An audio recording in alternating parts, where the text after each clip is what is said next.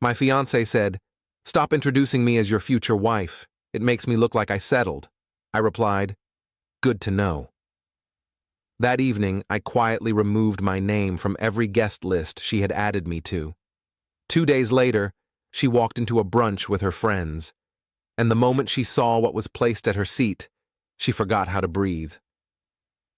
I'm Owen, 33, and 3 days ago my fiancé told me that being engaged to me made her look like she'd settled for less. By the time she sat down at brunch with her friends and saw the envelope I'd arranged to have delivered, she realized that I'd decided not to be anyone's consolation prize anymore. I'd been with Andrea for almost 3 years, engaged for 5 months. We met at a work conference when I was 30 and she was 31. She worked in corporate law, I'm in finance. We hit it off immediately, same sense of humor, similar backgrounds, both wanted marriage and kids eventually. The relationship progressed naturally. We moved in together after a year, got engaged last spring, set a wedding date for next October. But about 2 months ago, something shifted. Andrea started making comments about my career, my social circle, my potential. Nothing overtly cruel, just these little digs that added up. "You're comfortable where you are, aren't you? Don't you want to aim higher? My friends' partners are all directors or VPs by now. I make good money. Not executive level, but solid 6 figures. I'm happy with my work-life balance." I thought Andrea was too. Apparently not. 3 weeks ago, we went to her friend Vanessa's engagement party. Big event, lots of Andrea's social circle there. When we walked in, I introduced us to some people Andrea wanted to network with. "Hi, I'm Owen, and this is my fiancée, Andrea." Later that night in the car, she brought it up. "Can you not do that?" "Do what?"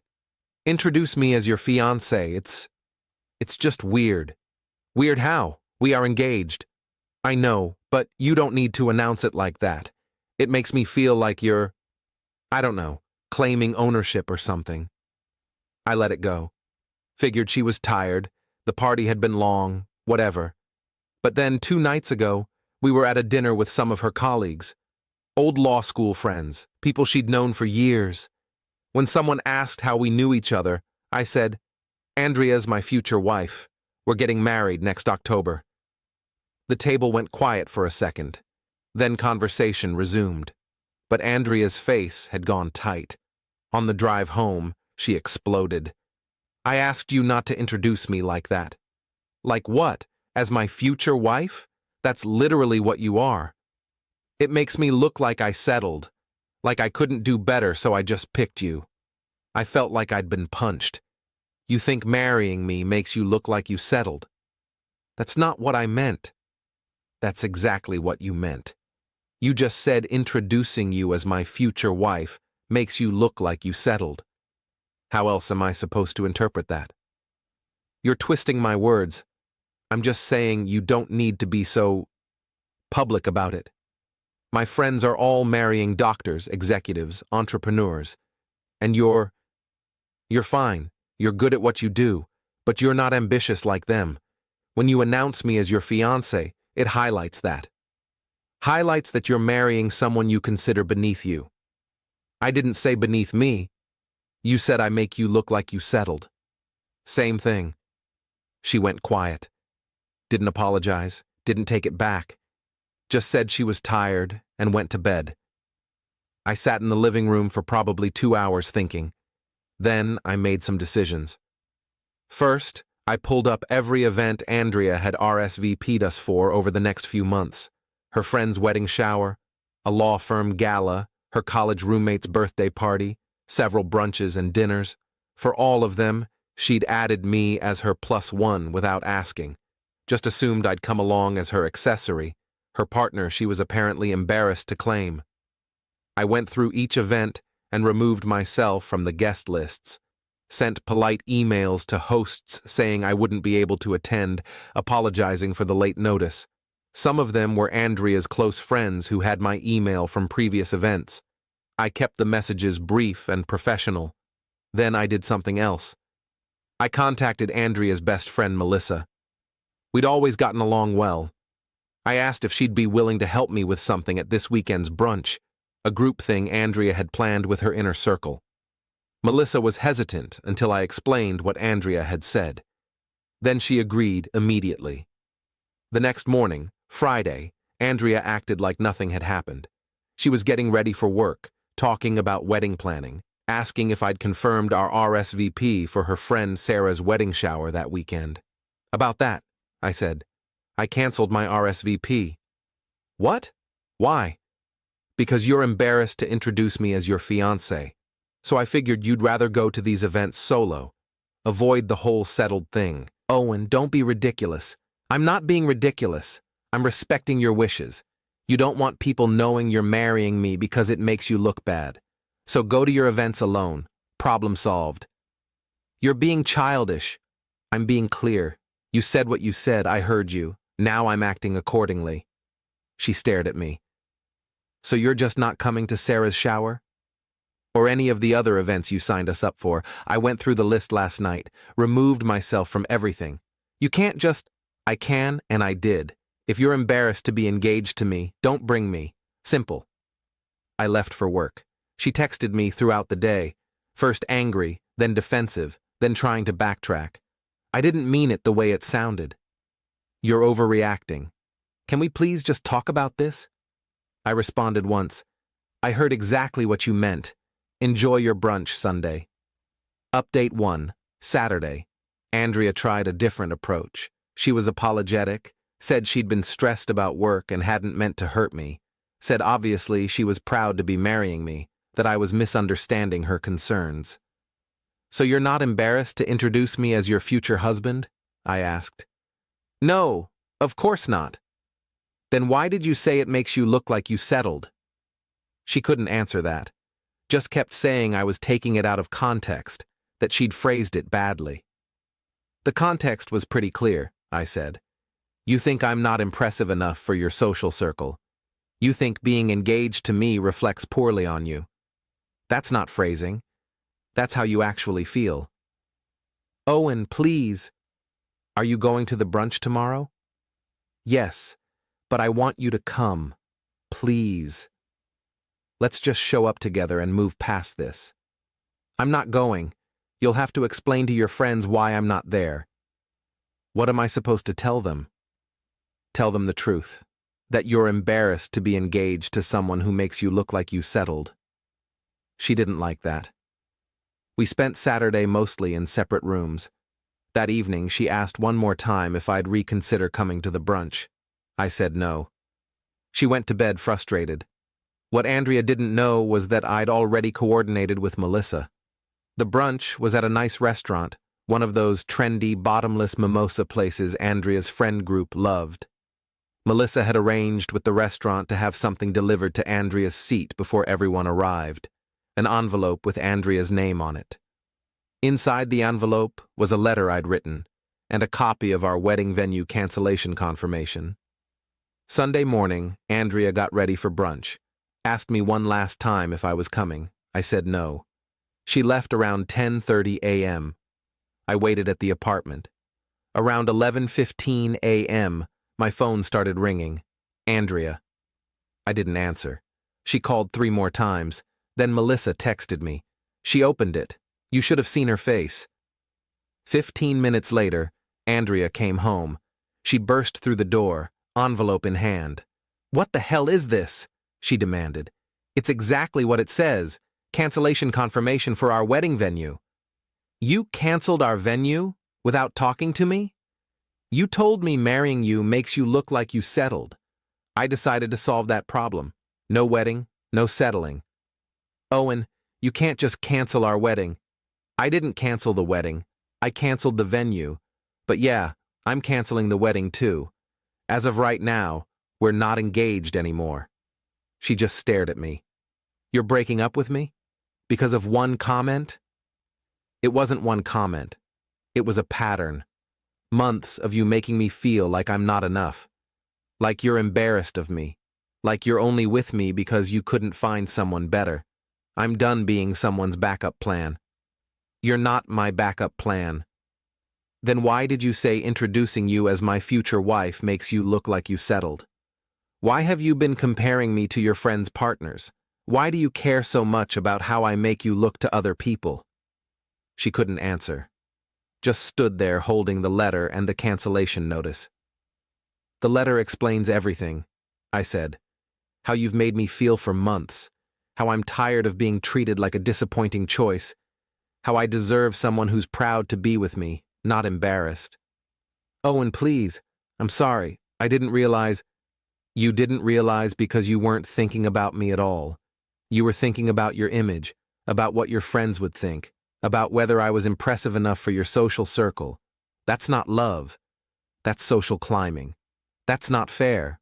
What's not fair is spending 3 years with someone, agreeing to marry them, then telling them they make you look bad. That's what's not fair." Update 2. Andrea didn't leave. She spent the rest of Sunday trying to convince me I was overreacting, that I was throwing away 3 years over a misunderstanding, that if I'd just give her a chance to prove she didn't really feel that way, we could work through this. "How are you going to prove it?" I asked. "By introducing me to your friends? You already had that chance, multiple chances, and you made it clear you didn't want to. I'll do it now. I'll call everyone from brunch, tell them you're my fiancé." "Don't bother. Melissa already told them. After you left the brunch in a panic, she explained to everyone what you'd said to me, about settling, about being embarrassed. Your friends know exactly why I ended things." Her face went white. "Melissa told them?" "I asked her to. You wanted to keep me hidden, make me your secret shame. I wanted your friends to know the truth about why the wedding's off. You humiliated me in front of my entire social circle. You humiliated me for months, called me unambitious, said I made you look bad, compared me to other people's partners. I just made sure your friends knew the real reason we're done." She tried for another hour to change my mind, cried, apologized, said she'd do anything, but I was done. I told her to pack a bag, stay somewhere else for a few days while we figured out living arrangements. She eventually left around 6 p.m., went to stay with her sister. Monday morning, I contacted a lawyer about untangling our finances. We'd combined some accounts, co-signed on the apartment lease. It was going to be messy, but necessary. Monday afternoon, Andrea's mother called me. "Owen, honey, what's going on? Andrea called us crying, saying you ended the engagement." "I did. Did she tell you why?" "She said you overreacted to something she said, that you're being unreasonable. She told me that being engaged to me makes her look like she's settled, that introducing her as my future wife embarrasses her because I'm not impressive enough for her friends. Those are her words, not my interpretation." Silence. Then, "She said that to you?" "Multiple times, in different ways, for months." "Oh, Owen, I'm so sorry. That's not okay. That's not how you treat someone you love." "That's what I figured. Do you think there's any chance you two can work through this?" "No. I spent months feeling like I wasn't enough, like I was some disappointment she was stuck with. I'm not going back to that." "I understand. I'm sorry it ended this way. You've always been good to our family." We talked for a few more minutes. She said she'd talk to Andrea, try to make her understand what she'd done. I appreciated it, but didn't expect it to change anything. Update 3. It's been 3 weeks since the brunch. Andrea and I are in the process of separating everything. She found a new apartment, moves in next month. I'm keeping our current place since the lease is primarily in my name, and I can afford it solo. She's tried multiple times to reconcile, sent long texts about how she's realized she was wrong, that she took me for granted, that she's been in therapy working on her issues with image and validation. I've responded politely but firmly. "It's over. There's no going back. Please respect my decision." Her friends have been divided. Some think I overreacted, that I should have given her another chance. Others, including Melissa, have sided with me. Melissa told me that after I left the brunch and she explained everything, several of Andrea's friends admitted they'd noticed her being dismissive of me, that she'd made comments before about me not being at her level. Apparently, it wasn't just in my head. The wedding venue refunded about 60% of our deposit. We lost some money, but honestly, worth it to avoid marrying someone who saw me as a disappointing choice. Andrea sent me a letter last week. Long handwritten thing about how she knows she messed up, how she's sorry she made me feel inadequate, how she wishes she could take it back. The letter ended with, "I wasn't embarrassed of you. I was insecure about myself. I thought if you were more impressive, it would make me feel better about my own choices. I projected my issues onto you, and I'm sorry." I read it twice. Then I put it in a drawer. Maybe she's telling the truth. Maybe she really is working on herself. But that doesn't change what she said. Doesn't change months of feeling like I wasn't enough. Final update. It's been 4 months since I ended the engagement. Andrea moved out completely about 6 weeks ago. We've had minimal contact since, just logistics about splitting shared items and closing joint accounts. Everything's finalized now. We're completely separate. I heard through Melissa that Andrea's been struggling. Lost some friends who sided with me or just got tired of the drama. Her family's disappointed in how she handled things. She's still in therapy, apparently, working through whatever made her so concerned about appearances and status. I ran into her once, about 3 weeks ago, at a coffee shop near our old apartment. She was with someone. I don't know if it was a date or just a friend, but she saw me, and her face went pale. I gave her a polite nod and kept walking. Didn't stop to chat, didn't engage, just acknowledged her existence and moved on. She texted me later that day. "It was good to see you. You looked happy. I'm glad." I didn't respond. My life's gotten significantly better since the split. I've reconnected with friends I'd neglected during the relationship. Started rock climbing, something I'd always wanted to try. Been dating casually. Nothing serious yet, but I'm not in a rush. I'm learning what I actually want from a partner instead of trying to be what someone else wants. The biggest change is internal. I don't second-guess myself anymore. Don't wonder if I'm ambitious enough, successful enough, impressive enough. I'm comfortable with who I am and what I've accomplished. If that's not enough for someone, they're not right for me. My brother asked me last week if I ever think about reaching out to Andrea, seeing how she's doing, maybe getting closure. My answer was no. We had closure at that brunch. She sat down and opened an envelope that told her exactly why I was done. That's all the closure either of us needed. Melissa and I still talk occasionally. She told me Andrea asked about me recently, wanted to know if I was seeing anyone. Melissa shut that down immediately. "That's not your business anymore," she'd told Andrea. "You had someone good and you made him feel like he wasn't enough. Let him move on." I appreciated that. The thing I keep coming back to is this. Andrea didn't just make one comment about settling. She revealed a pattern of thinking that had been there all along. The comments about my career, my ambition, my potential, they were all part of the same issue. She'd built this image in her head of what her life should look like, and I didn't fit that image. Instead of recognizing that the image was the problem, she tried to change me or hide me. I'm glad I found out before the wedding, before we had kids, before I spent years trying to live up to standards I was never going to meet because they were arbitrary and constantly shifting. Some people think I was too harsh, that canceling the venue and having the letter delivered at brunch was unnecessary drama, but I disagree. Andrea needed to understand that actions have consequences, that you can't treat people like disappointing accessories and expect them to stick around. The letter at brunch made sure she and her friends understood exactly why I was walking away. Would I do it differently if I could go back? Maybe I would have had a longer conversation before canceling the venue. Maybe I would have given her one more chance to apologize meaningfully. But probably not. She'd had months to apologize for the comments, to recognize she was hurting me, to change her behavior. She didn't. She only cared when I took action. I'm Owen, 33, single, living in an apartment that's all mine. Learning that being alone is infinitely better than being with someone who makes you feel small. Andrea thought I wasn't impressive enough for her friends. Turns out, she wasn't impressive enough as a partner. That's all there is to it. Edit 1. People keep asking what the letter said exactly. I kept it simple. Explained how her comments had made me feel over the past months, listed specific things she'd said, including the settled comment, and stated clearly that I was ending the engagement because I deserve someone who's proud to be with me. Attached the venue cancellation as proof I was serious. Edit 2.